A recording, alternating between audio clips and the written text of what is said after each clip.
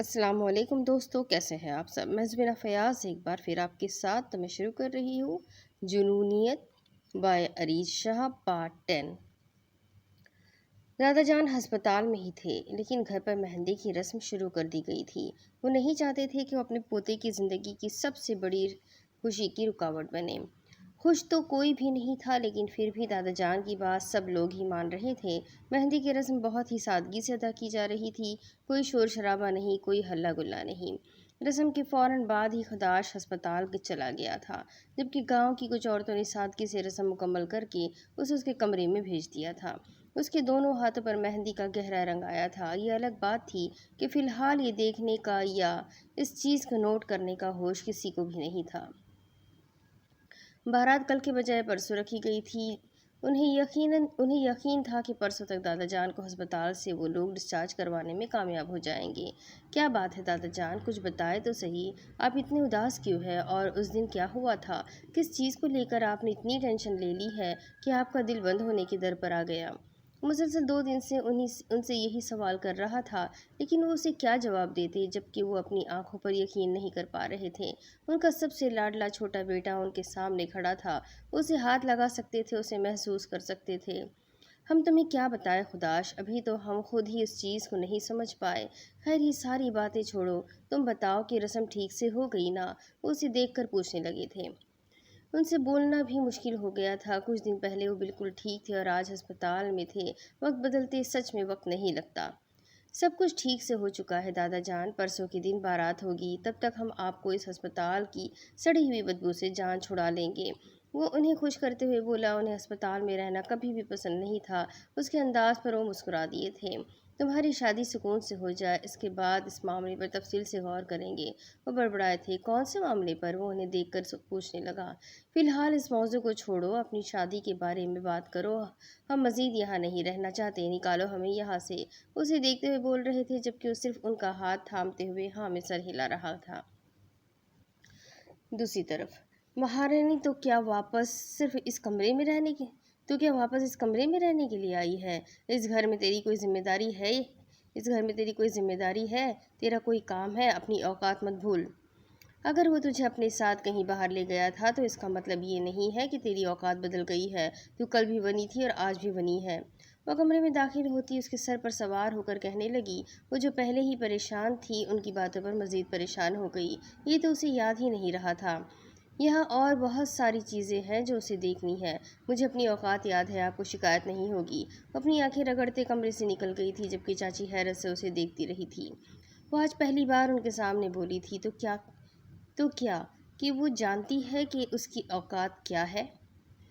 انہیں تو لگ رہا تھا کہ ہنی مون سے واپس آنے کے بعد وہ پوری کی پوری بدل چکی ہوگی، لیکن یہاں تو الٹا ہی ہو رہا تھا۔ اس میں تو کوئی بھی بدلاؤ نظر نہیں آیا تھا، بلکہ وہ تو پہلے سے زیادہ ملازمہ لگ رہی تھی۔ پہلے جب انہیں پتہ چلا تھا کہ وہ ذریعام کے ساتھ ہنی مون پر گئی ہے، ان کا غصہ سوا نیزے پر پہنچ گیا تھا۔ وہ تو اس کے واپس آنے پر اس کی اوقات یاد دلانا چاہتی تھی، لیکن اس کے مطابق اسے اپنی اوقات ٹھیک سے یاد تھی۔ اسے کچھ بھی یاد کروانے کا موقع نہ ملا۔ یہ لڑکی انہیں حیران کرنے کا کوئی بھی موقع ہاتھ سے جانے نہیں دیتی تھی۔ ہار کتنی دردناک ہوتی ہے، آج یہ بات ساگر کاظمی کو پتہ چلی تھی۔ تھوڑی دیر پہلے ہی گھوڑے کی ریس سے ہار کر وہ بری طرح سے بھر رہا ہوا تھا۔ اپنے دل پر پتھر رکھ کر، اپنا غصہ دبا کر بھی تھوڑی دیر پہلے ہی وہ مظہر شاہ کے سر پر جیت کی پگڑی رکھ کر آیا تھا۔ غصے سے اس کا برا حال ہو رہا تھا۔ بابا جان سخت خفا تھے۔ وہ کیسے ہار آیا تھا؟ آج سے پہلے تو ایسا کبھی بھی نہیں ہوا تھا۔ کون سی غلطی کی تھی اس نے؟ کہاں کچھ غلط ہوا تھا؟ آج سے پہلے تو اس سے کبھی کوئی غلطی نہیں ہوئی تھی، تو آج ایسا کیسے ہو گیا؟ وہ اپنی ہار کو قبول نہیں کر پا رہا تھا۔ خود پر ہنستے ہزاروں چہرے بار بار اسے اپنی نظروں کے سامنے محسوس ہو رہے تھے۔ نہیں، یہ نہیں ہو سکتا، میں نہیں ہار سکتا۔ کیا اس ہار کو مجھے اگلے مقابلے تک قبول کرنا پڑے گا؟ نہیں، مجھ سے نہیں ہوگا۔ میں کس طرح سے لوگوں کی ہنستی نظروں کا سامنا کروں گا؟ کیسے ہار گیا میں؟ مجھے ہارنا نہیں چاہیے تھا۔ بابا کی عزت، خاندان کا وقار سب مٹی میں ملا دیا میں نے۔ یہ مجھ سے کیا ہو گیا؟ وہ اپنا سر پکڑے اس ہار کو قبول کرنے کی کوشش کر رہا تھا، جس کا سامنا وہ تھوڑی دیر پہلے کر کے آیا تھا۔ दूसरी तरफ 1 हफ्ता गुजर चुका था इस बात को कि आज 1 हफ्ते के बाद अपने कमरे से बाहर निकला था। बाबा से नजरें मिलाने की हिम्मत नहीं हो रही थी। दिल कर रहा था कहीं भाग जाए। नाश्ते की मेज़ पर सब लोग मौजूद थे। वो नजर झुकाए कुर्सी घसीट कर बैठ गया। बाबा जान, मुझे माफ़ कर दीजिए, मैं हार गया। पता नहीं कैसे। मैंने कोई गलती नहीं की थी, फिर भी मैं कैसे हार गया। उसका घोड़ा मेरे घोड़े से आगे निकला। कैसे? ऐसा तो मुमकिन ही नहीं था। 8 साल से मैंने कभी किसी को खुद से आगे नहीं जाने दिया, और इस बार तुम्हारे गुरूर ने तुम्हें हरा दिया। सागर काज़मी, तुम्हारा ये गुरूर कि तुम 8 साल से नहीं हारे, तुम्हें कोई हरा नहीं सकता, इस गुरूर ने तुम्हें हरा दिया। तुम्हारा दुश्मन मजहर शाह नहीं, तुम खुद हो। तुम्हारा गुरूर तुम्हें ले डूबा और तुमने हमारे खानदान की इज्जत को मिट्टी में मिला दिया। हमें शर्म आती है तुम्हें अपना बेटा कहते हुए। वो गुस्से से उठकर अंदर चले गए थे, जबकि सागर शाह अपने आप को एक बार फिर से शर्मिंदगियों की अथाह गहराइयों में महसूस कर रहा था। उसकी 8 साल की जीत पर ये एक बार गालिब आ चुकी थी। उसकी ज़ात पर बाबा जान का फ़ख्र ख़त्म हो चुका था। उसकी तरह शायद वो भी इस हार को कबूल नहीं कर पा रहे थे। आज दादा जान को डिस्चार्ज हो जाना था। वो रात से उन्हीं के पास था और सारी फॉर्मेलिटी पूरी कर चुका था। थोड़ी देर में वो उन्हें लेकर घर के लिए निकलने वाले थे। इस वक्त दिन के तकरीबन 11 बज रहे थे। यही वजह थी कि बाबा जान को परेशानी लाहक हो रही थी। सारा घर मेहमानों से भरा हुआ था और दीशम को भी दुल्हन बना दिया गया था। वो जितनी जल्दी करने की कोशिश कर रही थी, उतना ही लेट हो रहा था। वो सारे पेपर तैयार करवा के लाया तो दादा जान भी उसका सहारा लेते हुए कमरे से बाहर निकले थे। दिमाग में हज़ारों तरह की सोचें थी। अगर वो अपने पोते की शादी को लेकर खुश थे, तो भी बार बार उनकी सोच अहमर काज़मी की तरफ जा रही थी। ऐसा कैसे मुमकिन था? कैसे हो सकता था ऐसा? क्या अहमर ही था? वही चाल, वही डाल, वही बात करने का अंदाज, वही चेहरा, वही मुस्कुराहट। तो क्या सच में 17 साल पहले उनसे गलती हुई थी? क्या खुदाश के अलावा उनका एक और पोता भी था? क्या उनके ख़ानदान का एक और वारिस भी था? वो उनके सामने खड़ा था, लेकिन उसकी आंखों की वो नफरत, वो आह भर कर रह गए थे। दादाजान की घर पर वापसी क्या हुई, जैसे खुशियाँ लौट आई थी। सब मुस्कुरा रहे थे, सब ने उन्हें वेलकम किया था। ऐसा लग रहा था जैसे घर से किसी बड़े का साया उठने वाला है। लेकिन अब सबके चेहरों पर इत्मीनान था। जहाँ थोड़ी देर पहले वीरानी ही वीरानी थी, अब फिर से रौनक लग गई थी। हर तरफ मस्ती मजाक का समा था। अब तो खुदाश को तंग करने में भी दीदम और सामिया को बड़ा मज़ा आ रहा था। वो दोनों दरवाजे पर उसे खूब लूट कर गई थी, जबकि हरम अपने भाई को लुटते देखकर मुंह बसोरती रही। अभी तक खुदाश अपनी तैयारी कर रहा था जब हरम उसके कमरे में आ गई। भारी फ्रॉक में वो खुद को थका थका सा महसूस कर रही थी, और ऊपर से ब्यूटिशन ने तैयार ही ऐसा कर दिया था जैसे दुल्हन वही हो। हद है, ये क्या बना दिया इस जालिम औरत ने मेरी मासूम बहन को। वो परेशानी से उसका चेहरा थाम कर देखने लगा था। वीरू, आप भी ना कमाल करते हैं भाई, तैयार किया है मुझे, कितनी प्यारी लग रही हूँ मैं। उसने पूरी तरह घूमकर उससे अपनी तैयारी दिखाई थी। इतनी भी प्यारी नहीं लग रही हो, वो उसे छेड़ते हुए बोला तो उसका मुंह खुल गया। मैं नहीं बोलती आपसे। वो रूठ कर बैठने लगी तो खुदाश ने मुस्कुराते हुए उसके दोनों हाथों को थाम लिया। अच्छा अच्छा बाबा, आई एम सॉरी। तुम तो बिल्कुल शहजादी लग रही हो। उसे अपने सीने से लगाते हुए अब वो दिल से बोल रहा था, जिस पर वो खुश हो गई। हाँ, याद आया, आपने मुझे पानी के पैसे देने हैं, ये रस्म होती है। वो हाथ आगे करते हुए बोली। खुदाश ने कंफ्यूज होकर उसे देखा। पहले साली के नाम पर सामिया और दीदम ने उसे अच्छा खासा लूट लिया, और अब शायद बहनों की बारी आ गई थी। ऐसी तो कोई रस्म नहीं होती। उसने जेब से पैसे निकालते हुए उसे घूरा था। होती है, आप पहली पहली बार दूल्हा बने हो ना, इसीलिए आपको पता नहीं है। वो पैसे लेते हुए चहक बोली थी। तुम्हारे टीचर आए हैं? उसे अचानक ख्याल आ गया तो पूछने लगा। आज तो नहीं देखे, मेहंदी वाले दिन आए थे। उसने फौरन बताया था। मुझे तो नहीं मिले। खैर, उस दिन टेंशन ही इतनी ज़्यादा थी। चलो, आज अगर आए तो मुलाकात ज़रूर हो जाएगी। वो बात ख़त्म कर चुका था, जबकि हरम भी मज़ीद थोड़ी देर उसके पास रुक कर बाहर चली गई थी। अब आगे। नहीं, आप दुल्हन के पास इस तरह नहीं बैठ सकते, आपको पहले नेक देना पड़ेगा। सामिया और दीदम उसके दाएं बाएं बैठी थी, जबकि वो खामोशी से बीच में घूंघट लिए बैठी हुई थी। बारात थोड़ी देर पहले ही गांव का एक चक्कर काट कर हवेली आई थी, और उन्हें दरवाजे पर ही रोक कर दूध और पता नहीं क्या का खिला पिलाकर पैसे लूटे गए थे, और अब ये अपनी दुल्हन के पास बैठने के लिए भी उससे पैसों की मांग की जा रही थी। یہ تو کھلے عام لوٹ مار ہے، میں ایسی کسی رسم کو نہیں مانتا۔ پہلے ہی تم لوگ مجھے بہت لوٹ چکی ہو، اب جو دیا ہے وہ آدھا آدھا کر لو۔ وہ ان کا فیصلہ کرتے ہوئے انہیں اٹھنے کا اشارہ کر رہا تھا، لیکن یہ خوبصورت موقع وہ اپنے ہاتھ سے جانے کیسے دے سکتی تھی۔ ایسے کیسے؟ ہم نہیں مانتے طرح سے کیسے، اس طرح سے کیسے چیٹنگ ہوتی ہے؟ ہم نہیں کرنے دیتے، اور ویسے بھی یہ تو رسم ہے نا، یہ تو آپ کو ادا کرنی پڑے گی، اور آپ نے کون سا روز شادی کرنی ہے؟ ایک ہی موقع ملا ہے، سامیہ نے مسکین سی شکل بنا لی تھی۔ اور نہیں تو کیا، یہ تو ہمارے خاندان کی واحد شادی ہے، آپ ہمارے خاندان کے واحد چشم چراغ ہے۔ دیدم نے دانتوں کی نمائش کی، اس کے ناٹک دیکھ خداش اشش کر اٹھا۔ اس میں کوئی چشم و چراغ نہیں سمجھی، اور آئندہ مجھے ان فضول ناموں سے بھی مت بلانا۔ خداش کو خطاب پسند نہ آیا۔ ہاں نا، اور رسمیں بند کرو، اس کی ضرورت نہیں ہے، ہمیں بھی تو پیسے لینے ہیں، آگے بھی تو رسم ادا ہونی ہے۔ سب کچھ سالیوں کا نہیں ہوتا، بہنوں کا بھی کچھ ہوتا ہے۔ خداش جو اپنی بہن کو خود کے لیے لڑتے دیکھ رہا تھا، اصل مقصد جان کر اس سے گھور کر رہ گیا۔ یہ پکڑو اور بنا چوچرا کے رکھو، اب کم یا زیادہ والا ڈرامہ مت کرنا۔ وہ کچھ نوٹ نکال کر دیتے ہوئے بولا تو دونوں نے ایک پل لگایا تھا تھامنے میں۔ ویسے بھی وہ اسے کافی لوٹ چکی تھی، اب مزید لوٹنے کا ارادہ نہیں تھا۔ وہ اس کے بالکل ساتھ جڑ کر بیٹھ گیا۔ دیشم نے تھوڑا سا پیچھے ہونا چاہا، لیکن نہیں ہو سکی، کیونکہ اس کے بالکل ساتھ ہی حرم بیٹھی ہوئی تھی۔ آپو، میں دیکھوں کیسے کہ آپ کتنی پیاری لگ رہی ہے، حرم اس کے کان میں گنگنائی تھی۔ دیدم اور سومیا نے مل کر اسے کمرے سے یہ کہہ کر نکال دیا تھا کہ وہ دلہے کی بہن ہے، اور وہ دونوں دلہن کی بہنیں ہیں، اور دلہے کی بہن اس کے کمرے میں نہیں رہ سکتی۔ کتنا چھوٹا سا منہ نکل آیا تھا حرم کا ان کی فضول سی بات سن کر، لیکن وہ بنا کچھ بھی کہے کمرے سے نکل گئی تھی۔ اس کے بعد حرم ابھی ہی اس سے ملی تھی۔ تھوڑی دیر کے بعد جب گھونگھٹ اٹھ جائے گا تب تم دیکھ لینا، اس کا ہاتھ تھامتے ہوئے بولی، جبکہ بالکل ساتھ بیٹھا شخص بھی غور سے ان کی بات سن رہا تھا۔ نہیں، کوئی ضرورت نہیں ہے یہاں کسی کے بھی سامنے گھونگھٹ اٹھانے کی، کمرے میں جا کر سکون سے اٹھائیں گے۔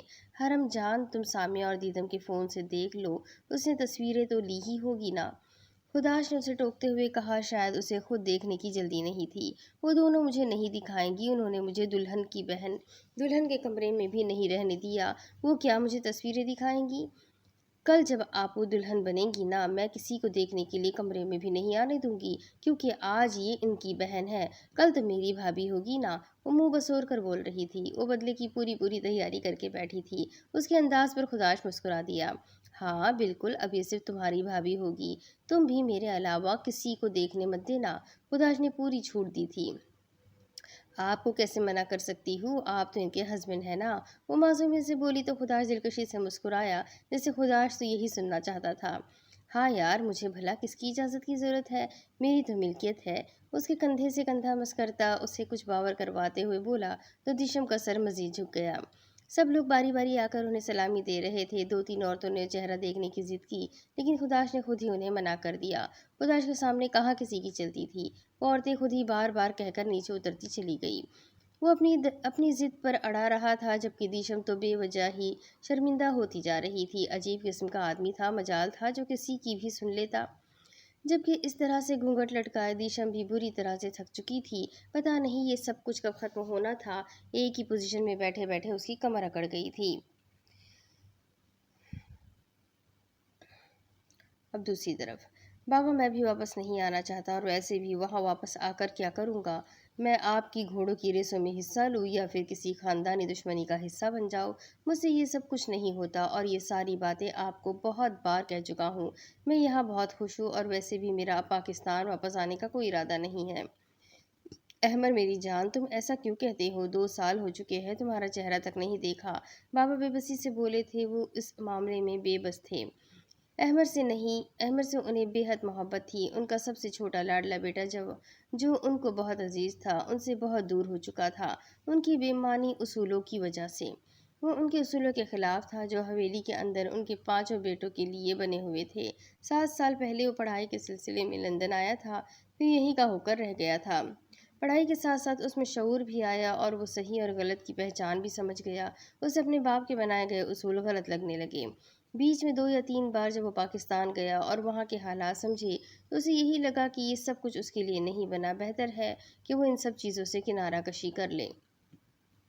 وہاں رہ کر وہ اپنی ذات کے خلاف نہیں جا سکتا، ان سب چیزوں کو قبول کرنے کو تیار ہی نہیں تھا، اسی لیے تو ہمیشہ کے لیے لندن میں منتقل ہو گیا۔ اسے واپس جانا پسند نہیں تھا۔ شروع میں تو بابا جان نے اس کی ضد پر کچھ بھی نہیں کہا تھا، بلکہ لندن میں اس کا ایک بہترین بزنس تیار کروا دیا، یہاں پر کام پر دھیان دیتا رہا۔ لیکن اب بابا کو اس کی یاد ستانے لگی تھی۔ احمد سے دور رہنا ان کے لیے آسان ہرگز نہیں تھا۔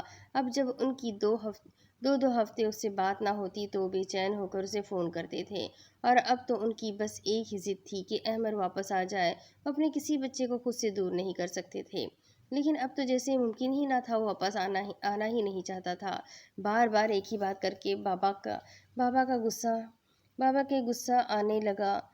غصہ آنے لگا تو خدا حافظ کر کے وہ فون بند کر چکا تھا، اور اب تقریباً 2 ہفتے تو وہ انہیں فون کرنے کا کوئی ارادہ نہیں رکھتا تھا۔ جب تک بابا کا غصہ ٹھنڈا نہیں ہو جاتا تب تک وہ اس معاملے سے دور ہی رہنا چاہتا تھا۔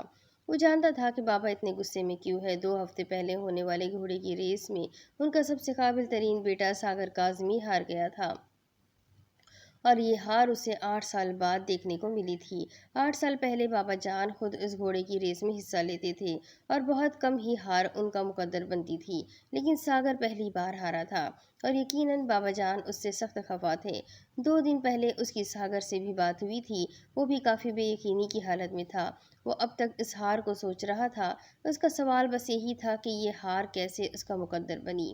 کہیں نہ کہیں کوئی بے ایمانی ضرور ہوئی ہے، ورنہ وہ کبھی ہار نہیں سکتا، یہ اس کا یقین تھا، اور اس یقین پر وہ کچھ بھی نہیں کہہ سکتا تھا۔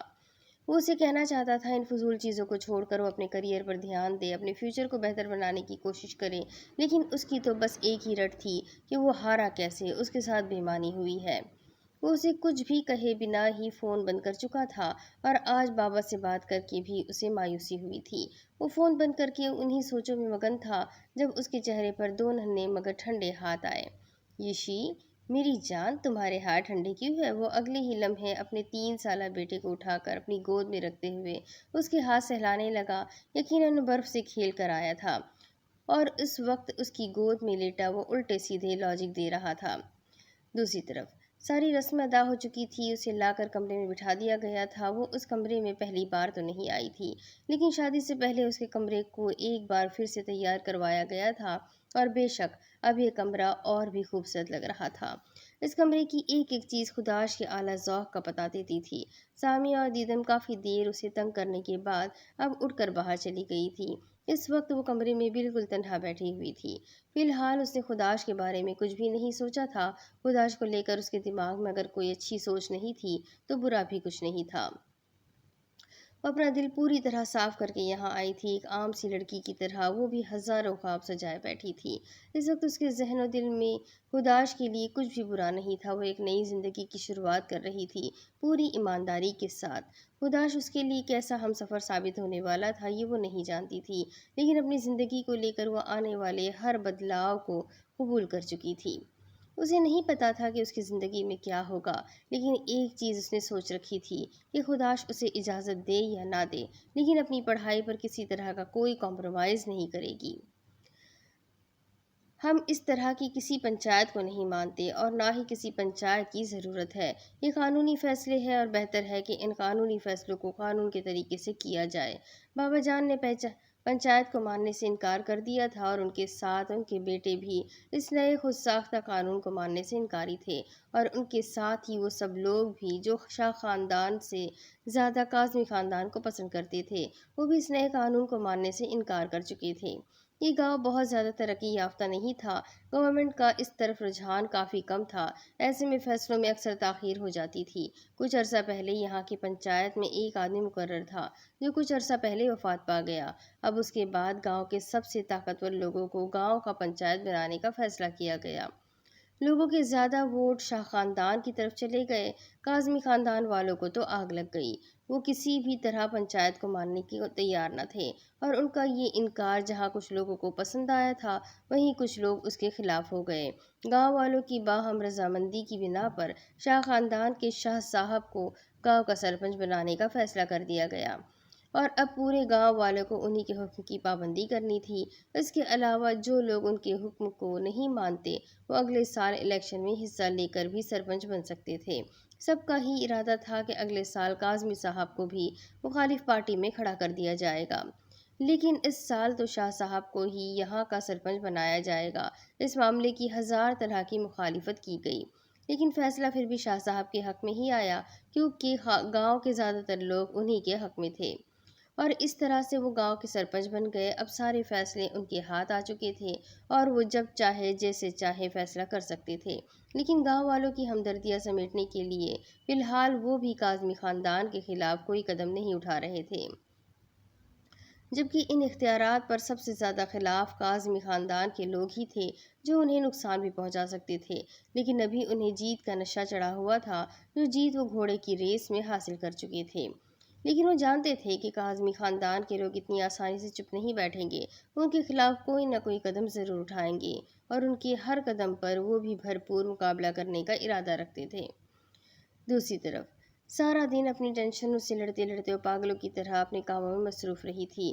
جنت اور ماما تو اسے دیکھ دیکھ کر پریشان ہو گئی تھی۔ آخر آج اسے ہوا کیا تھا کہ وہ واپس آتے ہی کاموں میں لگ گئی تھی؟ انہیں سمجھ نہیں آ رہا تھا وہ کیوں یہ سب کچھ کر رہی ہے۔ ماما نے تو 2 بار اسے کام کرنے سے منع بھی کیا، لیکن وہ رکی نہیں، اسے تو کوئی جنون سوار تھا، جبکہ جنت بھی 2-3 دفعہ اس کے پاس آئی تھی۔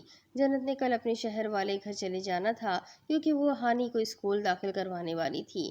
جب اس کی شادی ہوئی تھی، اسے جہیز میں شہر والا وہ بنگلہ دیا گیا تھا، جس میں کافی عرصہ تک باقر اس کے ساتھ ہی رہا تھا، لیکن اسے طلاق دینے کے بعد وہ یہاں چلا آیا تھا۔ جنت کافی عرصے تک وہیں پر رہی، کبھی کبھار ماں باپ کی یاد حد سے زیادہ ستانے لگتی تو یہاں آ جاتی تھی، لیکن زیادہ تر وہ وہیں رہنا پسند کرتی تھی۔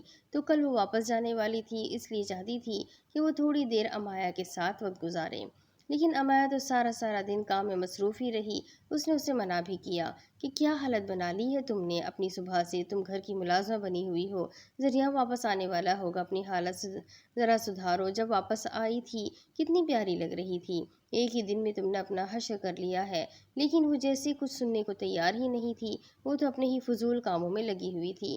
جنت کو تو اس پر اچھا خاصا غصہ آ گیا تھا، لیکن پھر کتنی دیر اس پتھر کے ساتھ سر پھوڑتی، وہ خود ہی مایوس ہو کر اپنے کمرے میں چلی گئی تھی۔ اسے ناراض کر کے اچھا تو اسے بھی نہیں لگتا تھا، لیکن فی الحال وہ تنہا رہنا چاہتی تھی۔ ذریعہ کی ناراضگی نے اسے بے حد پریشان کر دیا تھا، وہ سمجھ نہیں پا رہی تھی کہ کیا کرے، کس طرح سے اسے اپنا یقین دلائے، کس طرح اس کا یقین واپس جیتے۔ اس کی جنت جیسی زندگی پھر سے جہنم بن گئی تھی، اور وہ ایسا نہیں ہونے دے سکتی تھی۔ میں ان کو منا لوں گی کسی بھی طرح، میں کیسے بھی کر کے ان کو مناؤں گی، میں انہیں ناراض نہیں رہنے دے سکتی۔ اگر وہ ہمیشہ کے لیے ناراض ہو گئے تو نہیں، ایسا نہیں ہو سکتا۔ اس کا دل بہت زیادہ ڈر رہا تھا، اسے گھبراہٹ ہو رہی تھی، ذریعہ کی ناراضگی جیسے اس کی جان لے رہی تھی۔ کل تک وہ اس کے لیے صرف اس کا شوہر تھا، لیکن آج اس کی محبت تھا، اس کے لیے سب کچھ تھا۔ وہ اسے خود سے ناراض نہیں رہنے دے سکتی تھی، اسے کیسے بھی اسے منانا تھا، لیکن کیسے؟ یہ سوچ سوچ کر وہ پریشان ہو چکی تھی۔ آج کل بہت زیادہ پریشان رہنے لگا تھا۔ دوسری طرف وہ آج کل بہت زیادہ پریشان رہنے لگا تھا۔ اس کے ساتھ ایسا کیوں ہو رہا تھا یہ تو وہ نہیں جانتا تھا، لیکن اس کے خواب و خیالوں میں بس ایک ہی لڑکی چھائی ہوئی تھی۔ ہاں، وہ جو کبھی لڑکیوں سے ہزاروں میل دور فاصلے پر رہنا پسند کرتا تھا، آج کل اس کے دماغ میں بس ایک ہی لڑکی کا سایہ تھا۔ ہزار کوششوں کے باوجود بھی وہ اپنے دماغ سے اس لڑکی کو نہیں نکال پا رہا تھا۔ وہ نہ چاہتے ہوئے بھی بار بار ردھم کے بارے میں سوچ رہا تھا۔ اسے یہاں سے واپس آئے تو قریب 21 دن گزر چکے تھے، لیکن اب تک اس کے ذہن میں وہ لڑکی بری طرح سے بسی ہوئی تھی۔ وہ کہاں کسی لڑکی کو دیکھتا تھا یا اس کے بارے میں سوچتا تھا کہ وہ پہلے اس فیلنگ سے گزرا ہو یا اپنی اس کنڈیشن کو سمجھ سکتا ہو۔ یہ سب کچھ تو بالکل نیا تھا، بالکل الگ تھا۔ اس نے کہا تھا قسمت میں ہوا تو دوبارہ ضرور ملیں گے، لیکن اگر قسمت نہ ہوئی تو کیا وہ مجھ سے دوبارہ کبھی نہیں ملے گی؟ کیا ہم کبھی بھی مل نہیں سکیں گے؟ نہیں، وہ اس سے ملنا چاہتا تھا، اسے دیکھنا چاہتا تھا، اسے سمجھنا چاہتا تھا۔ ہاں، وہ اسے بہت کچھ بتانا چاہتا تھا، وہ اس کی بیوقوفی بھری باتیں سننا چاہتا تھا، اس کی باتوں کو انجوائے کرنا چاہتا تھا، وہ اس کے ساتھ وقت گزارنا چاہتا تھا، اس کے ساتھ اسی طرح جنگل کا ایک اور سفر کرنا چاہتا تھا۔ اسے ڈرے ڈرے سہمے انداز میں بیوقوفانہ باتیں کرتے ہوئے سننا چاہتا تھا، اس کے منہ سے اپنے ٹائیگر کے لیے کتنا کچھ سننا چاہتا تھا۔ آخری ملاقات میں اس نے اس کے ٹائیگر کو ٹائیگر جی کہہ کر بلایا تھا، کتنا پیارا لگا تھا اس کے منہ سے یہ لفظ۔ یاد کرتے ہوئے اس کے لبوں پر دلکش مسکراہٹ آ گئی تھی۔ اس کی ایک ایک بات، ایک ایک انداز بہت خوبصورت تھا۔ وہ بہت پیاری باتیں کرتی تھی، لیکن وہ جا چکی تھی، وہ چلی گئی تھی۔ ان کی ملاقات کو قسمت کے بھروسے پر چھوڑ کر وہ اب گھر جانا چاہتا تھا اور وہاں جا کر دادا جان سے اس لڑکی کے بارے میں سب کچھ پوچھنا چاہتا تھا، سب کچھ جاننا چاہتا تھا اس کے بارے میں۔ وہ کون تھی، کہاں سے آئی تھی، دادا جان کے ساتھ اس کا کیا تعلق تھا، اور دادا جان نے اس کے فیوچر کے بارے میں کیا کچھ سوچ رکھا تھا۔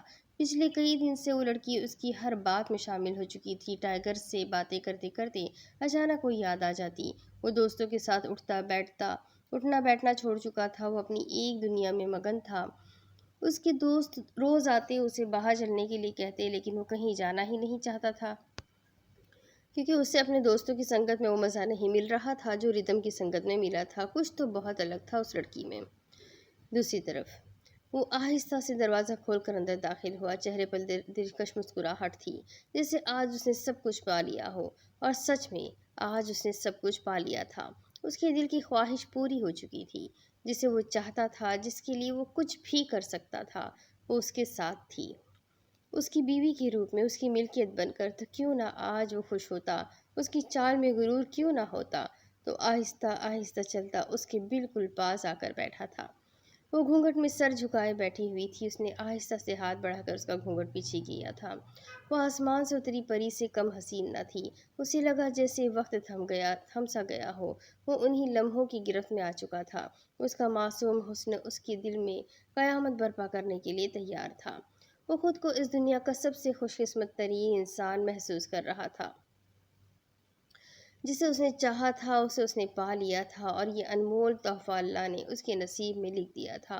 بہت کم لوگ ہوتے ہیں جنہیں ان کی پہلی چاہت مل جاتی ہے۔ خداش انہی خوش قسمت لوگوں میں سے ایک تھا، جسے بنا کسی امتحان کے اس کی پہلی محبت مل گئی تھی۔ بہت کچھ کہنا چاہتا ہوں، لیکن الفاظ ختم ہو گئے ہیں۔ تمہیں پتہ ہے، میں نے سوچا تھا تمہارے حسن کی تعریف کروں گا، تم سے باتیں کروں گا، بچپن سے لے کر اس مقام تک تم سے اپنا ہر دکھ سکھ شیئر کروں گا، لیکن کچھ بھی نہیں کر رہا ہوں۔ اس کا نازک مرمری ہاتھ تھامتے ہوئے اپنے لبوں کے قریب کر کے بولا۔ وہ جو یہ سوچ رہی تھی کہ وہ اسے نیچا دکھائے گا یا پھر اس سے کہے گا کہ دیکھو میں نے تمہیں فتح کر لیا، اب سے تم میری ملکیت ہو، اس کے منہ سے اس طرح کے الفاظ سن وہ خود بھی حیران رہ گئی تھی۔ کچھ بولو نا یار، ورنہ میرا دل بند ہو جائے گا خوشی سے۔ میرے دل نے ڈبل ٹرپل سپیڈ پکڑ لی ہے۔ وہ بے ساختہ ہی اس کا نازک ہاتھ اپنے دل کے مقام پر رکھ چکا تھا۔ اس کا دل سچ میں بے ترتیب تھا۔ اس کے جذبوں سے دیشم کو گھبراہٹ ہونے لگی تھی۔ وہ تو دیوانہ سا لگ رہا تھا۔ اس کا اندازہ، اس کی باتیں اسے کنفیوز کر رہی تھی۔ تمہیں سالار سکندر بہت اچھا لگتا ہے نا؟ وہ اسے دیکھ کر کہنے لگا تو وہ نگاہیں اٹھا کر اسے دیکھنے لگی۔ تمہارے لیے گفٹ لایا ہوں، 1 منٹ رکو، میں بھی دیتا ہوں۔ وہ سائڈ دراز سے کتاب نکال کر اس کے حوالے کرنے لگا۔ بہت عجیب قسم کا دولہا ہوں میں، اپنی دلہن کو ناول تحفے میں دے رہا ہوں۔ ناول کی دیوانیوں کے لیے تو یقیناً آئیڈیل ہسبینڈ میں ہی ہوں۔ وہ آنکھ دبا کر دلکشی سے مسکرایا تھا، جبکہ اس کے ہاتھ میں موجود آب حیات دیکھ وہ سچ مچ میں بے ہوش ہونے کے قریب تھی۔ پکڑ لو یار، تمہارے لیے ہی لایا ہوں، وہ اس کے ہاتھ میں کتاب تھماتے ہوئے بولا۔ اس نے اس کے حسن کی تعریف نہیں کی تھی، اس کی تعریف میں غزل نہیں کہی تھی، اس نے بہت الگ کام کیا تھا۔ اس نے سچ میں اسے وہ تحفہ دیا تھا جو کوئی بھی لڑکی سوچ بھی نہیں سکتی۔ وہ حیران سی کبھی اس کا چہرہ تو کبھی اپنے ہاتھ میں موجود آب حیات کو دیکھ رہی تھی۔ شادی کا یہ مطلب تو نہیں ہوتا کہ لڑکی اپنے خواب چھوڑ دے، اپنی زندگی جینا چھوڑ دے۔ تم جو کرنا چاہتی ہو، جو پانا چاہتی ہو، سب کرو۔ میں تمہارے راستے کی رکاوٹ نہیں، تمہارا سب سے مضبوط سہارا بننا چاہتا ہوں۔ تمہیں سالار سکندر پسند ہے نا؟ پسند کرو اسے، لیکن اس سے محبت مت کرنا۔ محبت صرف مجھ سے کرو۔ اگر مجھے تمہاری محبت مل گئی نا تو شاید میں خوشی سے ہی مر جاؤں گا۔ یہ مت سوچنا کہ رونمائی میں تمہارے لیے یہ 500 کی کتاب لے کر آیا ہوں، ہرگز نہیں۔ اپنی زندگی کے سب سے خوبصورت دن پر میں تمہیں کیا یہ تحفہ دوں گا؟ بے شک کتابوں سے انمول دنیا میں کچھ نہیں ہوتا، لیکن میں نے بھی تمہارے لیے کچھ انمول خریدنے کی کوشش کی ہے۔ اور یہ سب کچھ میں نے اس لیے نہیں خریدا تاکہ تمہاری محبت حاصل کر سکوں۔ مجھے تمہاری محبت اس طرح نہیں چاہیے۔ تمہاری محبت تو میں تمہارے دل میں اتر کر پا ہی لوں گا۔ یہ تحفہ صرف اور صرف اس ناولٹی افسانے کے کردار سے نکلنے کے لیے دے رہا ہوں۔ تم نے کہا تھا کہ ہر کوئی سالار سکندر نہیں ہوتا، شاید نہیں ہوتا ہوگا، وہ اپنی محبت کے لیے یقیناً بہت انمول شخص رہا ہوگا، لیکن تمہاری زندگی میں کوئی سالار سکندر نہیں بلکہ یہ خداش کاظمی ہے، اور یقین کرو میں بھی برا نہیں۔ وہ فائلز اس کے حوالے کرتے ہوئے بولا۔ فائل میں 2 طرح کے کاغذات پڑے تھے جسے وہ فی الحال پڑھنا یا سمجھنا نہیں چاہتی تھی۔ اس وقت تو اس کا دماغ اسے کچھ بھی سوچنے یا کرنے کی اجازت ہی نہیں دے رہا تھا۔ وہ تو بس ٹکٹکی باندھے اس سامنے کھڑے شخص کو دیکھ رہی تھی جو آج ایک نیا روپ دکھا رہا تھا۔ سمجھ گیا تم یہ نہیں پڑھنا چاہتی نا اس وقت، میں خود ہی بتا دیتا ہوں، یہ کاغذات ایک آئی لینڈ کے ہیں۔ میں نے سڈنی میں تمہارے نام سے ایک بہت خوبصورت آئی لینڈ خریدا ہے، ہم ہنی مون منانے وہیں پر جائیں گے، اور یہ کاغذات وہیں کے ہیں، اور یہ میں نے تمہارے نام ایک ستارہ کیا ہے۔ میں جانتا ہوں یہ بہت ہی فضول چیزیں ہیں تمہارے نزدیک، اور تمہارے نزدیک شاید ان چیزوں کا کوئی کام بھی نہیں ہوگا، لیکن میں تمہیں کچھ اسپیشل دینا چاہتا تھا، کچھ ایسا تحفہ دینا چاہتا تھا جو تمہیں یہ بات بتا سکے کہ تم میرے لیے کتنی اسپیشل ہو، اس لیے یہ خریدا ہے۔ تمہیں پسند آیا نا؟ وہ امید سے اس کی طرف دیکھتے ہوئے بولا۔ وہ بے یقینی سے اپنے ہاتھ میں موجود 3 چیزوں کو دیکھ رہی تھی۔ بے شک ان 3 چیزوں میں پسند تو اسے آب حیات ہی تھی، لیکن وہ شخص جو منتظر نگاہوں سے دیکھ رہا تھا اسے جواب بھی تو دینا تھا۔ وہ نگاہ اٹھا کر اسے دیکھتی مسکرا کر ہاں میں سر ہلا چکی تھی۔ خداش کو جیسے سکون ملا تھا، یعنی کہ تمہیں میرے دیے ہوئے تحفے پسند آئے، شکر ہے، لاؤ مجھے میرا تحفہ دو۔ وہ اپنا ہاتھ اس کے سامنے کرتے ہوئے بولا۔ دیشم نے بنا کنفیوز ہوئے اپنا ہاتھ اس کے ہاتھ میں دے دیا۔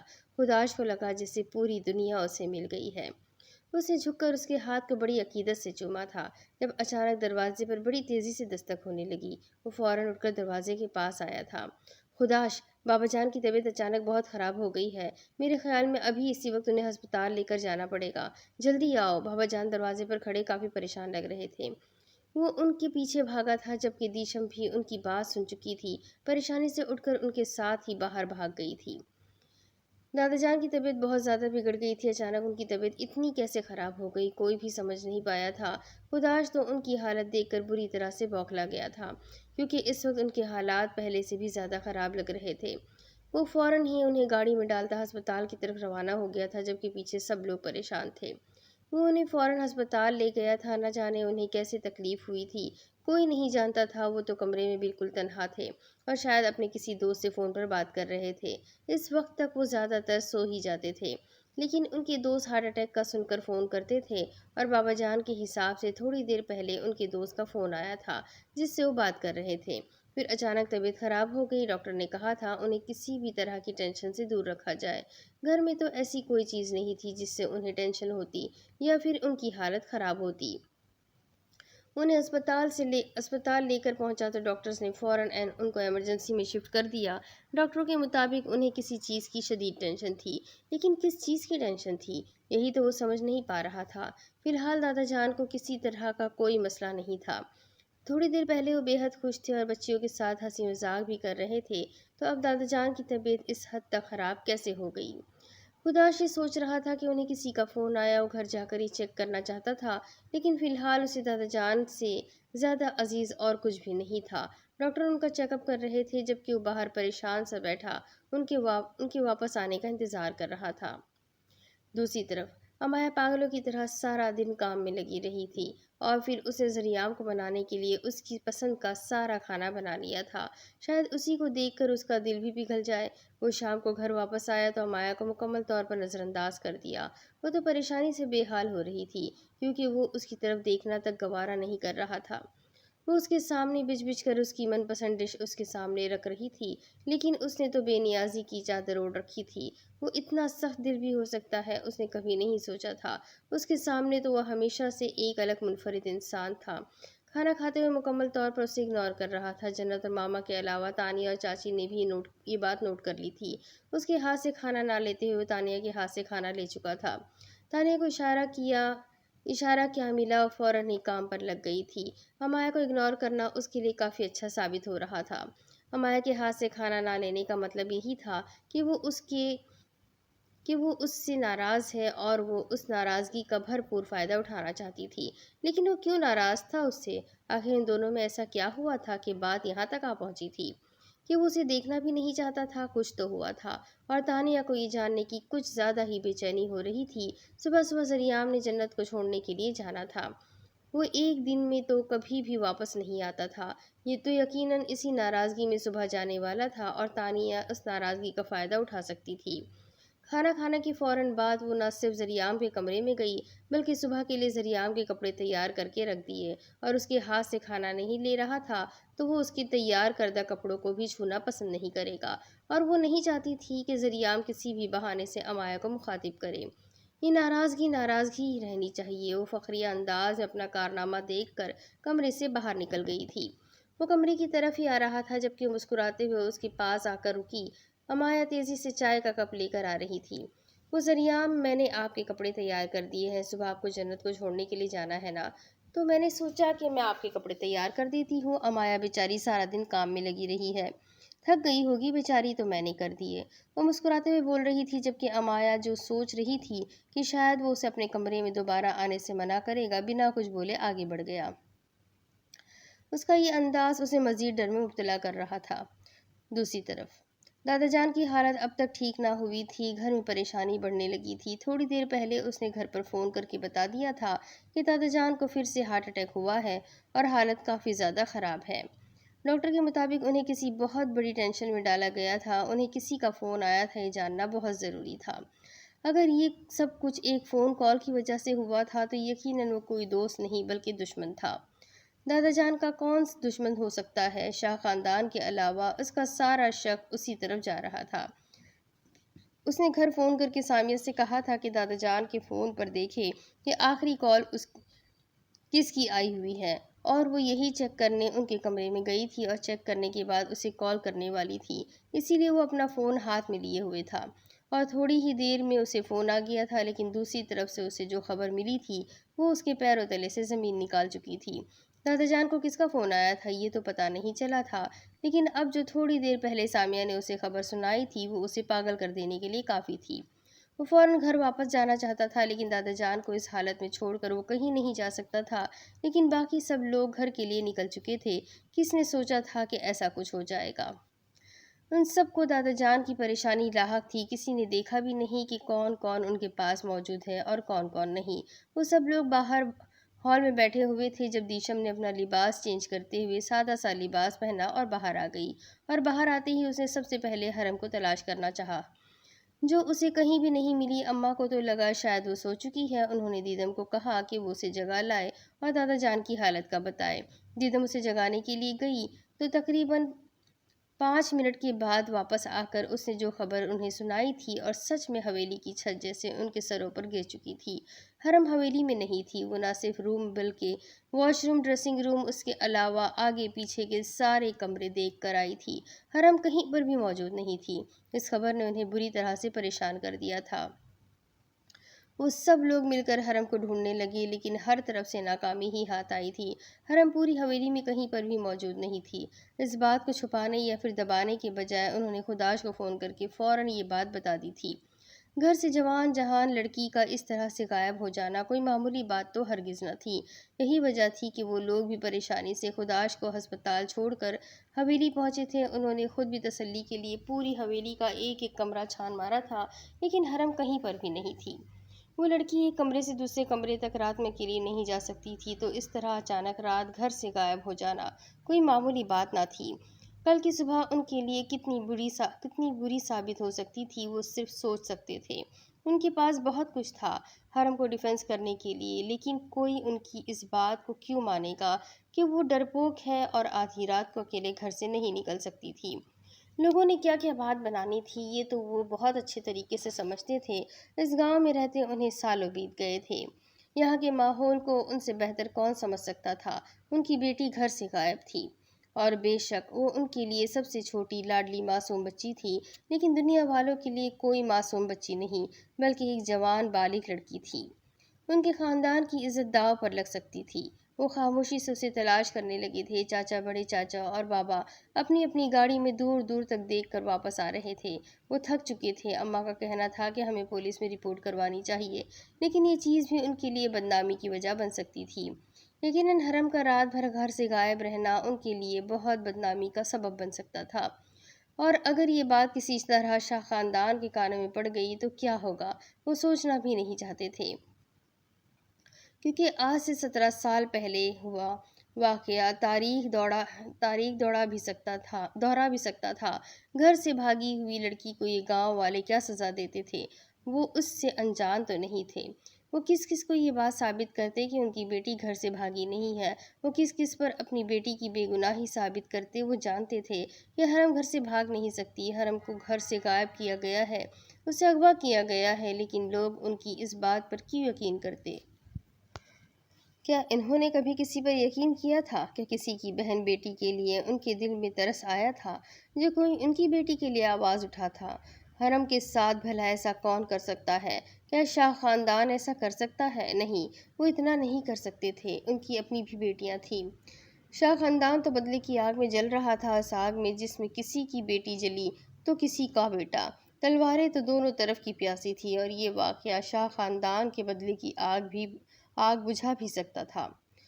دوسری طرف وہ تیز سیڑھیاں اتر رہا تھا جب سامنے سے آنے والی لڑکی اس سے زوردار طریقے سے ٹکرائی تھی۔ وہ تو اس اچانک ہونے والی افتاد پر خود بھی پریشان ہو گیا تھا۔ اگلے ہی لمحے وہ اس کا بازو تھام کر اسے کھینچا تھا۔ ٹھیک ہے آپ؟ وہ اس کو یوں ہی پریشان کھڑے دیکھ کر کہنے لگا تھا۔ وہ پوری طرح سے خود کو کور کیے ہوئے تھی، سوائے آنکھوں کے کچھ بھی نظر نہیں آ رہا تھا۔ اس نے ہاں میں سر ہلاتے ہوئے اپنے آپ کو ریلیکس کیا۔ شکریہ، میں ٹھیک ہوں۔ اگر آپ میرا ہاتھ نہ تھامتے تو میں سیڑھیوں سے نیچے گر جاتی۔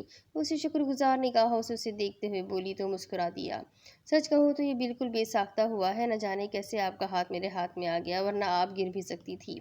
احتیاط سے چلیے، اور ان سیڑھیوں پر تو زیادہ احتیاط کریں کیونکہ یہ زیر تعمیر ہے۔ اور اسے مشورہ دے کر وہاں سے نکل چکا تھا، جبکہ مسکرا کر ایک نظر سیڑھیاں دیکھ کر کلاس کی طرف چلی گئی۔ افشین، کتنا وقت لگا دیا تم نے آتے ہوئے؟ بس کلاس شروع ہونے والی تھی، میں نے سوچا یہ نہ ہو کہ پہلے ہی دن تمہاری کلاس مس ہو جائے۔ اس کی سہیلی جو کب سے بیٹھی اس کا انتظار کر رہی تھی، اس کے آتے ہی اسے کہنے لگی، ارے یار، سیڑھیوں سے گرتے گرتے بچی ہوں، میں نے دیکھا ہی نہیں کہ وہ زیر تعمیر تھی۔ میری تو سانسیں رکنے لگی تھی، شکر ہے کہ اس آدمی نے میرا ہاتھ تھام لیا، ورنہ میری ایک نہ ایک ہڈی تو لازمی ٹوٹ جاتی۔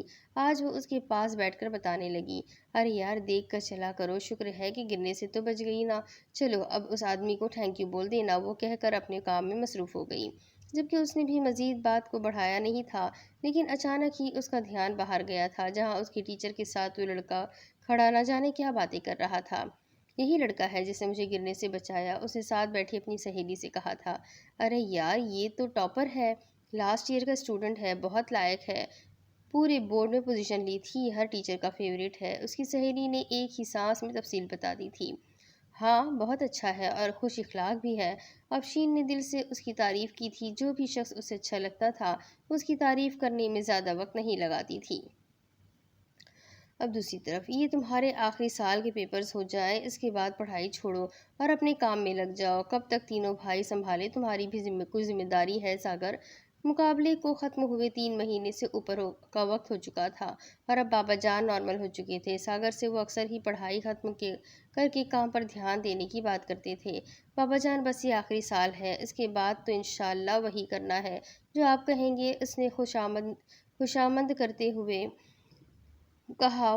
وہ کبھی خوشامندی کا قسم کا انسان نہیں تھا، لیکن بابا کو خوش کرنے کے لیے ایسا ہو جایا کرتا تھا۔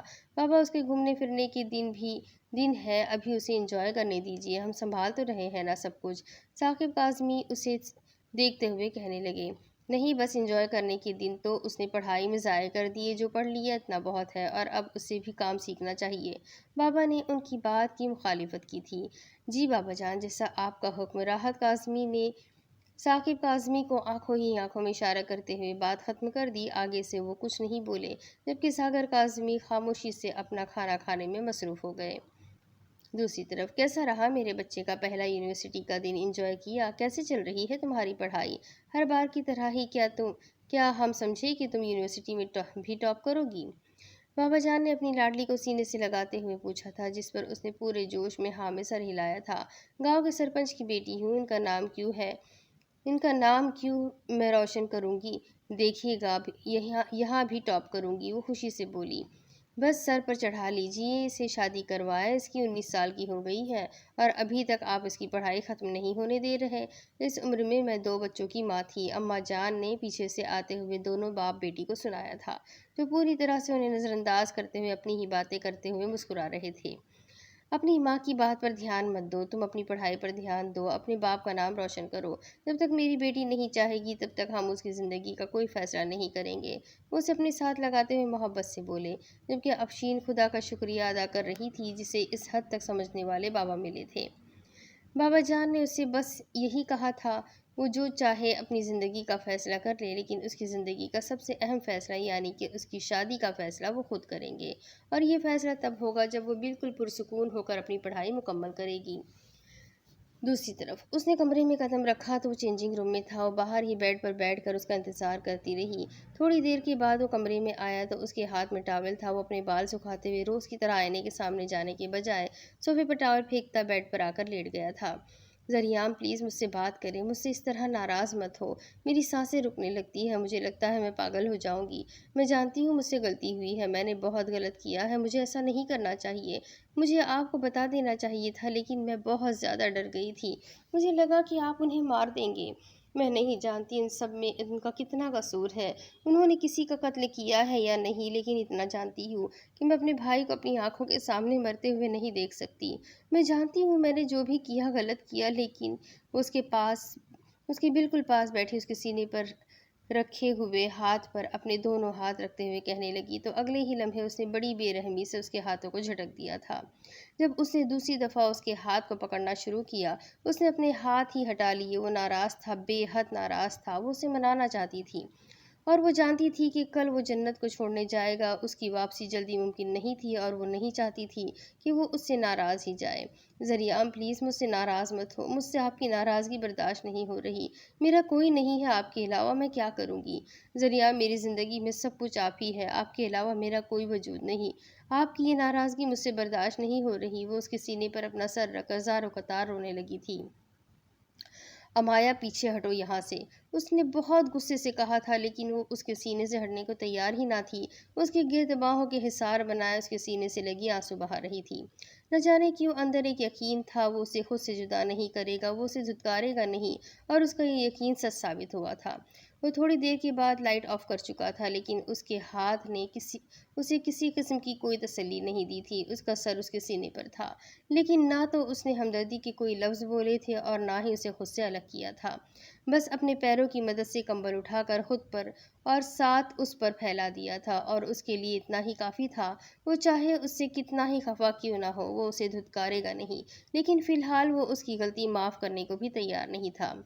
सुबह उसकी आंख खुली तो उसका पहला ध्यान अपने सीने पर रखे उसके वजूद की बोझ पर गया था। कल रात वो उसके साथ ही लगी रोते रोते सो गई थी। उसके आंसू उसे तकलीफ देते रहे थे, चेहरे पर आंसू के निशान वाज़ेह थे। वो अपने भाई का साथ देने के बजाय उसका साथ भी तो दे सकती थी। ये कानून के फैसले थे जो उसने खुद तो हरगिज़ नहीं करने थे। उसे अपनी बीवी पर एतबार था कि वो उसका साथ देगी, लेकिन अमाया ने उसके भरोसे को तोड़ दिया था। उसके ईमान को चोट पहुंचाई थी। वो जो उसके लिए पूरे ख़ानदान बिरादरी से लड़ रहा था, उसे एक मकाम देने की कोशिश कर रहा था, वो खुद ही उसके एतबार को चकनाचूर कर गई थी। अगर उसका भाई मिल जाता, उसे उसके किए की सज़ा मिल जाती, तो इस पर लगावनी का दाग भी ख़त्म हो सकता था। वो सबके सामने उसे अपनी बीवी के रूप में मुतारिफ करवाता। उसने दादा जान के सामने उसके वलीमे की बात की थी, जिस पर दादा जान ने बड़ी संगदिली का मुजाहरा करते हुए उससे कहा था कि जिस दिन उनके पोते का कातिल मिल जाएगा, हम उस दिन उसे इस ख़ानदान की बहू तस्लीम कर लेंगे। वो उसे एक मकाम देना चाहता था, ख़ानदान बिरादरी में उसका एक रुतबा बनाना चाहता था, उसे सबकी नज़रों में मोतबर करना चाहता था। लेकिन अमाया ने अपने भाई की खातिर उसके साथ झूठ बोला था। वो उसके लिए इतना बेएतमाद था कि उसे लगता था कि वो उसका कत्ल कर देगा, उसे जान से मार डालेगा, जबकि उसका इरादा तो उसे गिरफ्तार करने का था, करने के बाद कम से कम सज़ा दिलवाने का था। वो जो भी था, जैसा भी था, अमाया के लिए बहुत अजीज़ था। ज़रियाम उसके साथ कुछ भी बुरा नहीं करने वाला था, बस अपने भाई की खातिर अमाया ने उसकी मोहब्बत को बेमोल कर गई थी, और इस चीज़ के लिए वो उसे माफ़ करने को तैयार हरगिज़ नहीं था। उसने ज़रा सी हरकत की तो अमाया की भी आंख खुल गई थी। वो ज़रा सा उससे पीछे हटी तो बेड से उठकर वॉशरूम में बंद हो गया, जबकि वो बिना एक लम्हा भी ज़ाया किए जल्दी से अपना दुपट्टा सर पर जमाती किचन में भाग गई थी। मुँह हाथ धोने का भी इरादा वहीं पर ही था। वो अब तानिया को मौका नहीं दे सकती थी अपनी गृहस्थी बर्बाद करने का। कल रात तानिया का उसके कमरे में आना और फिर ज़रियाम के कपड़ों को हाथ लगाना उसे बिल्कुल अच्छा न लगा था। वो बेशक ज़रियाम पर कोई हक नहीं जताती थी, लेकिन ये चीज़ उसे पसंद भी नहीं थी कि कोई उसके शौहर की किसी भी चीज़ को हाथ लगाए। सुबह ही उसका मूड बना था हवेली जाने का। फ़िलहाल तो वो नहीं जाना चाहता था, लेकिन आज कल रिदम इस तरह उसके ज़हन और दिल पर सवार हुई थी कि वो चाहकर भी खुद को वापस घर आने से नहीं रोक पा रहा था। एक लंबे तरीन सफ़र के बाद आखिरकार वो हवेली पहुंचा था, जहां उसे पता चला कि जन्नत और ज़रियाम बस थोड़ी देर पहले ही शहर के लिए निकले हैं। जन्नत से मिले तकरीबन 5 माह हो चुके थे, लेकिन उसे मिलने तो कभी भी जा सकता था, और वो जाने भी वाला था नेक्स्ट वीक तक। और वो जन्नत के जाने की वजह भी जानता था कि जन्नत यूँ अचानक हानि को लेकर वापस क्यों चली गई है, जबकि इस बार जन्नत ने यहीं पर रहने का फैसला किया था। यकीनन चाची जान और तानिया ने फिर से बाकर के हवाले से उससे उल्टी सीधी बातें की होगी, और वो खुद तो मिनो मिट्टी तले सो गया था, लेकिन उनकी बहन की ज़िंदगी अजीरन कर गया था। ना तो जीते जी उसने सुकून से रहने दिया था, और ना ही मरने के बाद उसके लिए कोई आसानी करके गया था। उसे बाकी पर बहुत गुस्सा आता था, लेकिन ख़ानदानी रिश्तों की वजह से वो इतना कह सका, वरना जिस दिन उसने जिस कोठे की औरत के लिए नशे में जन्नत को तलाक दी थी, वो उसको कत्ल कर देने का इरादा रखता था। वो दादा जान से मिलकर फ़ौरन अपने कमरे में आ गया था। एक लंबे अरसे के बाद उसे अपना कमरा नसीब हुआ था। फ़िलहाल उसने दादा जान से कुछ नहीं पूछा था, बल्कि उसने अपने सफ़र की थकन उतारने के लिए थोड़ी देर सोने का फ़ैसला किया था। और यहाँ आने की सबसे अहम वजह तो ज़रियाम की बीवी थी, जिससे वो मिलना चाहता था। ज़रियाम के मुताबिक वही उसकी बीवी थी, और वो उसके साथ अपनी आने वाली ज़िंदगी गुजारना चाहता था। उसे याद था उसके भाई ने बहुत अरसे पहले दादा जान से कहा था कि वो जो उसकी ज़िंदगी का फ़ैसला करेंगे उसे मंजूर होगा, और यही उनका फ़ैसला था। ये बात बहुत अच्छे तरीके से समझता था। बाकिर के साथ जन्नत का निकाह और तानिया के साथ उसकी मंगनी भी उन्होंने अपनी मर्ज़ी से करवाई थी, और फिर किसी लड़की को वनी करवा कर उसके निकाह में लाना भी उन्हीं का फ़ैसला था। लेकिन अब वो उस फैसले से पीछे हटने को तैयार नहीं था। वो देखना चाहता था कि आखिर इस लड़की में ऐसा क्या है कि दादा जान का सबसे फर्माबरदार पोता ही उनके खिलाफ हो गया था। अब दूसरी तरफ, ओह ना अफशीन यारा, अगर इसी तरह देखते रहे तो कोई हमारी हेल्प नहीं करेगा। हमें अपनी मदद खुद करनी पड़ेगी। लास्ट ईयर का वो टॉपर है ना, उसको बोलते हैं, हो सकता है वो इस मामले में हमारी कोई हेल्प कर सके। वो उसका हाथ थामे उसे अपने साथ लास्ट ईयर की तरफ लेकर जा रही थी। वो किसी से मदद लेने में काफ़ी ज़्यादा कंफ्यूज हो रही थी, क्योंकि उसे कभी किसी की मदद की ज़रूरत ना पड़ी थी। यार, मुझे बहुत अजीब लग रहा है इस तरह किसी से मदद मांगते हुए, और इस दिन के बाद वो तो यूनिवर्सिटी में नज़र ही नहीं आया। और कोई भी अनजान आदमी अपना कीमती वक्त ज़ाय करके हमारी मदद करने की कोशिश क्यों करेगा। वो तो परेशानी से बस उसके साथ साथ चल रही थी। सर ने आज उनको बहुत ही मुश्किल असाइनमेंट दे दी थी, जो वो हल नहीं कर पा रही थी। ऐसे में उन्हें किसी की मदद की ज़रूरत थी। यार, वो बहुत अच्छा लड़का है और वो हमारी मदद ज़रूर करेगा। तुम देख लेना, वो सबकी मदद करता है। मैंने आज सुबह ही उसे देखा था, इसीलिए तो कह रही हूँ कि चलो, कम अज़ कम वो किसी की मदद करते हुए नखरे तो नहीं करता। वो उसका हाथ थामे उसे लास्ट ईयर में ले आई थी, जहाँ वो अगली सीट पर बैठा कोई काम कर रहा था। अस्सलाम वालेकुम सागर, क्या आप हमारी थोड़ी सी मदद कर सकते हैं असाइनमेंट को कंप्लीट करने में? ये लास्ट टॉपिक हमें बिल्कुल भी समझ में नहीं आ रहा। वालेकुम अस्सलाम जी, ये मुझे देखना होगा। फ़िलहाल तो मैं अपना ये ज़रूरी काम कर रहा हूँ, मैं कुछ देर में आपको कर देता हूँ। वो बिना इनकार किए बोला, तो वो दोनों ही एक दूसरे को देखने लगे थे। उस दिन की तरह आज उसने चेहरे पर नकाब नहीं किया हुआ था, लेकिन वो पहचान चुका था कि ये वही लड़की है। वो दोनों उसका शुक्रिया अदा करते हुए वापस चली गई थी। अफशीन को यकीन ही नहीं आ रहा था कि एक ही बार कहने पर वो उसकी मदद करने को तैयार हो जाएगा। वो सच में बहुत अच्छा इंसान था। अफशीन ने दिल से इस बात को कबूल किया था। दूसरी तरफ उसकी आंख खुली तो उसने अपने आप को एक बंद कमरे में पाया। वो कहाँ पर थी, उसे यहाँ कौन लेकर आया था, वो नहीं जानती थी। रात को तो वो अपने कमरे में ही सोई थी। कल अच्छी खासी थकावट की वजह से वो कमरे में पहुँचते ही सो गई थी, क्योंकि उसे सुबह सुबह उठकर वलीमे की तैयारी करनी थी। वो तो बहुत एक्साइटेड हो रही थी इस बात को लेकर के कल दिशम सिर्फ उसकी भाभी होगी और वो किसी को भी उसको दुल्हन के रूप में नहीं देखने देगी, बल्कि सबको कमरे से निकाल देगी। इसी खुशी में वो जल्दी सो गई थी। अब उसकी आंख खुली तो उसने अपने आप को एक अनजान जगह पर पाया था। कमरे में अंधेरा था, लेकिन खिड़की से आने वाली लाइट इस बात का पता दे रही थी कि यह हरगिज़ उसका अपना कमरा नहीं है। वो जल्दी से बेड से उठते हुए अपना दुपट्टा ढूंढने लगी, जो उसके बिल्कुल साथ ही पड़ा था। वो कमरे के दरवाजे तक आई और उसको अनलॉक करने की कोशिश की। इस वक्त घबराहट से उसकी जान जा रही थी, लेकिन फिर भी वो अपनी पूरी हिम्मत दिखाने की कोशिश कर रही थी। दरवाज़ा बाहर से बंद था। उसने ज़ोर ज़ोर से दरवाजे को बजाना शुरू कर दिया था। उसका दिल घबरा रहा था। क्या वो अगवा हो चुकी थी? अगर किसी ने उसे अगवा कर लिया तो? नहीं, ऐसा नहीं हो सकता। वो कोई आम लड़की थोड़ी थी। वो खुदाश काज़मी की बहन है। किसी के बाप में इतनी हिम्मत नहीं कि खुदाश काज़मी की बहन पर गंदी निगाह डाल सके। उसने खुद को रिलैक्स करते हुए दरवाज़ा बजाना शुरू कर दिया था। उसका अंदाज़ा शिद्दत से भरपूर था। जबकि बाहर वो दोनों मैच देख रहे थे। शाम उसकी सारी चीखों पुकार को मुकम्मल नज़रअंदाज कर रहा था, लेकिन बहुत कोशिश के बावजूद भी श्याम उस चीखों पुकार को इग्नोर नहीं कर पा रहा था। आने वाला वक्त उसे खौफजदा कर रहा था, क्योंकि ये शाम को जैसे किसी चीज़ की परवाह नहीं थी। लगता है थक गई मेरी जान। वो कब से दरवाज़ा बजाए जा रही थी। अब चुप होकर क्या बैठी वो फिक्रमंदी से गोया हुआ। अगर इतनी ही फिक्र हो रही है तो जाकर दरवाज़ा खोल दो, और कुछ ना सही उसको खाने के लिए तो पूछो।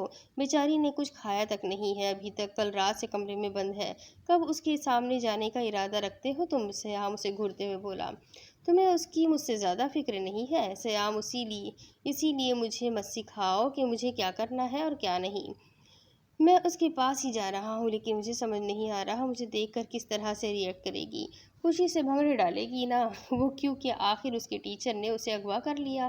फिर वजह भी जानना चाहेगी तो बता देना कि सिर्फ इसलिए क्योंकि उसके दादा की खुशी उसके टीचर साहब से बर्दाश्त नहीं हो रही थी। उसके दादा को दूसरा झटका देने के लिए तुमने ये काम भी कर लिया है।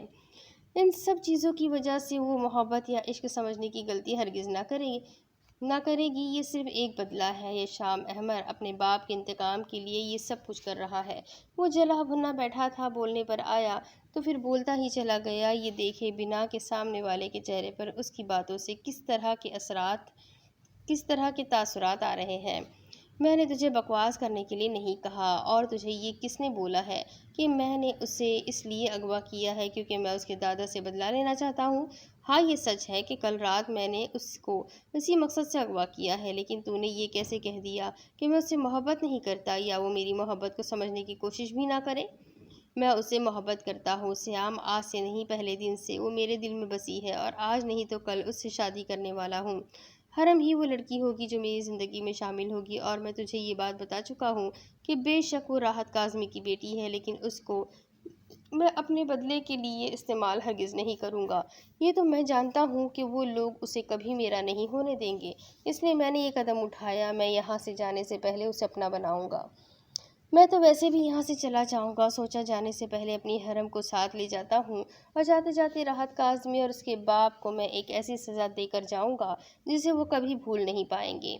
जो राहत काज़मी ने बदनामी मेरी माँ के नाम की थी, वही बदनामी अब उसको मिलेगी। उसने मेरी माँ का किरदार मशकूक किया था, अब सारी दुनिया को अपनी बदनामी की सफाइयाँ देता फिरेगा। और उस बुढ़े को मैंने वापस अस्पताल पहुंचा दिया। हरम को हवेली से गायब करके मैंने सबसे पहले उसी को फ़ोन किया था। उसे बताया था, जाकर देखो तुम्हारी पोती कमरे में ही नहीं है और तुम पुरसुकून नींद सो रहे हो। मैंने उससे कहा कि हरम को मैंने इसलिए अगवा किया ताकि मैं अपनी माँ का इंतकाम ले सकूँ। ये बात सुनकर दादा ने फिर से अपना दिल पकड़ लिया। मैंने उससे कहा कि अब तुम्हारे सारे काले कारनामों का अंजाम हरम भुगतेगी। वो तुम्हारे हिसाब देगी। हरम मेरे दिल की धड़कन है। मैं उसे कोई नुकसान नहीं पहुंचा सकता। उसे तो मैं किसी शहजादी की तरह रखूंगा, लेकिन राहत और इसका बाप हरम की शक्ल देखने को तरस जाएंगे। اور یہاں سے جانے سے پہلے میں حرم سے نکاح کروں گا اور نکاح کے بعد میں آخری تیر کمان سے چھوڑ دوں گا۔ وہ کچھ اور بھی کرنے والا تھا، اس کے ارادے بہت خطرناک تھے اور سیام اب مزید اس سے نہ پوچھ سکا کہ وہ اور کیا کرنا چاہتا ہے۔ وہ اسے سمجھ نہیں سکتا تھا۔ اس نے کہا تھا کہ حرم کی محبت کی خاطر سب کچھ چھوڑ دو، اسے اپنے بدلے کی بھیٹ نہ چڑھا، اور اس نے کہا تھا کہ حرم کو کوئی نقصان نہیں ہوگا۔ وہ اپنی محبت کو کسی قیمت پر چھوڑنے کو تیار نہیں تھا، لیکن وہ کہاں جانتا تھا کہ حرم کو ہی اغوا کر کے لے آئے گا اور زبردستی اس سے نکاح کرنے کے بارے میں بھی سوچے گا، اور اس کے بعد وہ آخری کون سا تیر کمان سے چھوڑنے والا تھا۔ یہ تو اب آگے کا ناول ہی بتائے گا کہ آخری تیر وہ کون سا ہے جو وہ کمان سے چھوڑنے والا ہے۔ تو یہ جاننے کے لیے میرے ساتھ بنے رہے، چینل کو سبسکرائب کر لیں، بیل آئیکن کو ضرور دبا دیں، ویڈیو پسند آئے تو لائک ضرور کریں، اپنے کانٹیکٹس میں شیئر ضرور کریں۔ تو ملتے ہیں اگلے ویڈیو میں، تب تک کے لیے اپنا خوب سارا خیال رکھیں، مجھے بھی دعاؤں میں یاد رکھیں۔ اللہ حافظ۔